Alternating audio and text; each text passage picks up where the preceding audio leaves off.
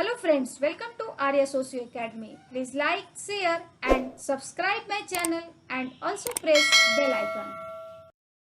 Hello everyone, welcome to our channel Arya socio academy. यह चैनल समाजशास्त्र से संबंधित है और यहाँ हम समाजशास्त्र के महत्वपूर्ण बिंदुओं को नए सोच और नए तरीके से अध्ययन करते हैं। तो शुरू करते हैं आज का एमसीक्यू। क्वेश्चन 1, किसने कहा है कि सांस्कृतिक विरासत एवं जीवन के अर्थ को प्राप्त करना ही शिक्षा है? ए मैकाइवर एवं पेज, बी गिलिन और गिलिन, सी बोगार्ट्स, डी फिलिप्स। तो यह एक कथन है और यह कथन किसने कहा है? बोगार्ट्स महोदय कहते हैं। तो फर्स्ट का आंसर हमारा हो जाता है यहाँ सी। नेक्स्ट क्वेश्चन 2, मुस्लिमों में वह कौन सा संस्कार है जिसके पश्चात ही बालक धार्मिक क्रियाकलापों में भाग ले सकता है? ए अकीका संस्कार, बी चिल्ला संस्कार, सी बिस्मिल्लाह संस्कार, डी खतना संस्कार। तो अकीका संस्कार वो होता है जो जन्म के 7वीं रात मनाया जाता है। जन्म के 7वीं रात मनाया जाता है। चिल्ला संस्कार बच्चे के जन्म के 40वें दिन पे मनाया जाता है। 40वें दिन पर मनाया जाता है। बिस्मिल्लाह संस्कार या बच्चे जब पढ़ना शुरू करते हैं तब बिस्मिल्लाह संस्कार मनाया जाता है। और खतना संस्कार 5 से 7 वर्ष के बच्चे को किया जाता है, जिसके बाद वह धर्म की या धार्मिक संस्कार जो भी होते हैं उसके क्रियाकलापों में वो भाग ले पाता है। तो यहाँ 2 का आंसर हमारा क्या होगा? डी।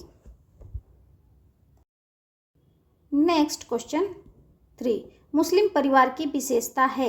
ए बहुपत्नी विवाह, बी पितृसत्तात्मक व्यवस्था, सी पर्दा प्रथा, डी उपयुक्त सभी।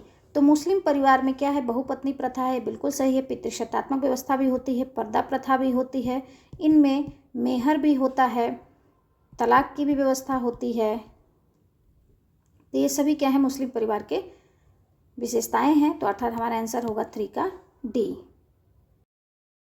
नेक्स्ट क्वेश्चन 4, मुस्लिम स्त्रियों के विवाह विच्छेद संबंधी अधिकार किस अधिनियम द्वारा दिया गया है? ए मुस्लिम विवाह विच्छेद अधिनियम 1939, बी मुस्लिम विवाह विच्छेद अधिनियम 1937, सी मुस्लिम विवाह विच्छेद अधिनियम 1954, डी उपयुक्त में से कोई नहीं। तो मुस्लिम विवाह विच्छेद संबंधी जो अधिकार है वो आपको दिया जाता है 1939 के तहत। तो 4 का आंसर हमारा हो गया यहाँ डी। इसके पहले पुरुष सिर्फ तलाक के अधिकारी थे, तलाक दे सकते थे, लेकिन इस अधिनियम के बनने के बाद से स्त्री भी तलाक ले सकती है या मांग सकती है। तो यह अधिनियम मुस्लिम विवाह विच्छेद अधिनियम 1939 कहलाता है। हिंदू विवाह विच्छेद अधिनियम या कहें हिंदू विवाह जो अधिनियम है 1955 है, जिसमें तलाक का प्रावधान किया गया है। तो 4 का आंसर हमारा हो जाता है ए। नेक्स्ट क्वेश्चन 5, इद्दत की अवधि होती है? 1 माह, बी 3 माह, सी 4 माह, डी 5 माह। इद्दत क्या होता है? मुस्लिमों में इद्दत पति के तलाक या मृत्यु के बाद का समय जिसके बीच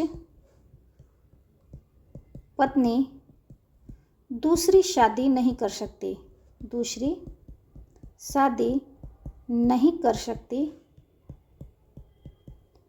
इसे ही इद्दत काल कहा जाता है।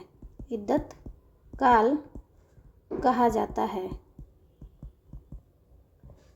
इसको इंग्लिश में कहते हैं वेटिंग पीरियड। अर्थात एक पति के गुजरने के बाद या तलाक लेने के बाद स्त्री को दूसरी शादी करने से पहले कुछ समय इंतज़ार करना पड़ता है, जिसे इद्दत काल कहते हैं। यह होता है 4 महीने का। 5 का आंसर हमारा हो गया सी। 4 महीने इसलिए है क्योंकि यह 4 माह 10 दिन का प्रावधान बनाता है। तो यहाँ मोटा मोटी 4 माह माना जाता है। तो 5 का आंसर हमारा हो जाता है यहाँ सी। नेक्स्ट क्वेश्चन 6, वह मेहर जिसे अदालत निश्चित करती है कहा जाता है? ए निश्चित मेहर, बी स्थगित मेहर, सी उचित मेहर, डी सत्वर मेहर। तो ये सभी मेहर के प्रकार हैं। मेहर के 4 प्रकार होते हैं जो यहाँ दिए हुए हैं। मेहर के चारों प्रकारों के नाम यहाँ दिए हुए हैं। निश्चित मेहर वो मेहर होता है जो निकाह के समय तुरंत दे दिया जाता है। निकाह के समय दे दिया जाता है, निश्चित होता है। स्थगित मेहर वो होता है जिसे स्थगित कर दिया जाता है निकाह के समय न लेकर पति की मृत्यु या तलाक के बाद लिया जाता है। स्थगित किया जाता है जब इसकी आवश्यकता होती है तलाक वगैरह होने के बाद, तब यह मेहर लिया जाता है। उचित मेहर वो होता है जो तुरंत नहीं लिया जाता, न्यायालय द्वारा पिता की आर्थिक स्थिति को ध्यान में रखकर, लड़की के पिता की आर्थिक स्थिति को ध्यान में रखकर जो मेहर तय की जाती है वही उचित मेहर कहलाता है। अर्थात तलाक के बाद जो उस समय नहीं लिया गया और जब यह मामला न्यायालय में जाता है तो न्यायालय इसको जो निश्चित करता है कि कौन सी रकम दी जाएगी या कौन सा मेहर उनको दिया जाएगा, इसे ही हम उचित मेहर कहते हैं। तो 6 का आंसर तो हमारा मिल गया यहाँ सी। डी को भी देख लेते हैं। सत्वर मेहर वो होता है जो आपको निकाह से पूर्व तय तो होता है, लेकिन यह विवाह के बाद अर्थात निकाह के बाद या सहवास से पहले देना होता है, सहवास से पहले दिया जाता है। तो ये आपको सत्वर मेहर हो जाता है। तो इस तरह से 6 का आंसर हमारा हो गया यहाँ सी। Next question 7। एक मुसलमान पुरुष एक साथ कितने स्त्रियों से विवाह कर सकता है? A 1, B 2, C 3, D 4। तो मुसलमान पुरुष कितने 4 स्त्रियों के साथ विवाह कर सकता है? तो 7 का आंसर हो गया यहाँ डी। इस तरह से यहाँ बहुपत्नी प्रथा है। 7 का आंसर हो गया डी। Next question 8।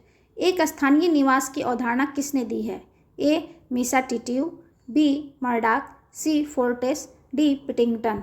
तो एक स्थानीय निवास की अवधारणा मिसी टिट्यू देते हैं। तो 6 का आंसर हो गया ए। मर्डाक यहाँ 6 तरह के निवास स्थान के आधार पे परिवार को बताते हैं। तो 8 का आंसर हो गया हमारा यहाँ। Next question 9। निम्नलिखित में से कौन वंशानुक्रम निर्धारण का पक्ष है? ए पितृपक्ष, बी मातृपक्ष, सी द्विपक्ष, डी इनमें से सभी। तो वंशानुक्रम क्या है? ये पिता की तरफ से भी हो सकता है, माता की तरफ से भी हो सकता है, या दोनों तरफ से हो सकता है। तो 9 का आंसर हमारा हो गया यहाँ डी। Next question 10। सहकष्टी प्रथा किस जनजाति में प्रचलित है? ए खासी, बी गोंड, सी भील, डी नायर। तो सहकष्टी प्रथा यह आपको खासी जनजाति में प्रचलित है। तो 10 का आंसर हो गया ए। इसकी व्याख्या कौन करते हैं? टायलर महोदय करते हैं। टायलर महोदय ने इनकी प्रमुख पुस्तक है द प्रिमिटिव कल्चर। टायलर महोदय की बात करें तो इन्होंने धर्म की उत्पत्ति का आत्मावादी या जीववादी सिद्धांत दिया है। टायलर महोदय संबंधों में परिहार की व्याख्या करते हैं। गोंड जनजाति भारत की सबसे ज़्यादा पाई जाने वाली जनजाति है, सबसे ज़्यादा जनसंख्या इनकी है। भील जनजाति यह आपको राजस्थान वगैरह में देखने को मिलती है। गोल गधेड़ो नृत्य भील जनजातियों में देखने को मिलता है। परीक्षण विवाह यहाँ मिलता है। नायर आपको यह भी एक मातृसत्तात्मक परिवार है, मातृसत्तात्मक और मातृवंशी परिवार है जो केरल में मिलता है। तो इस तरह से 10 का आंसर हमारा हो जाता है यहाँ ए। Next question 11। सूची 1 का सूची 2 से सुमेलित कीजिए तथा सूची के नीचे दिए गए कूट के आधार पर सही उत्तर का चयन कीजिए। एक तरफ जनजातियाँ दी हुई हैं, दूसरी तरफ उनके निवास स्थान दिए गए हैं। कौन सी जनजाति कहाँ पाई जाती है यह हमें बताना है। खस जनजाति यह आपको मिलती है उत्तराखंड में। लाइन गलत हो गया, खस जनजाति उत्तराखंड में मिलती है। कुकी जनजाति यह आपको असम के आसपास मिलती है। टोडा जनजाति नीलगिरी की पहाड़ियों में, तमिलनाडु की नीलगिरी की पहाड़ियों में मिलती हैं। कादर जनजाति कोचीन में मिलती है। ए का 2 और बी का 1, सी का 4 और डी का 3। तो आंसर हमारा हो गया यहाँ सी। इस तरह की जानकारियों के लिए मेरे चैनल को सब्सक्राइब कीजिए और अधिक से अधिक लोगों तक शेयर करें, लाइक और कमेंट करना बिल्कुल ना भूलें। तो आई थिंक जो आज का MCQ है वो आप लोग के लिए हेल्पफुल रहा होगा। थैंक यू, धन्यवाद।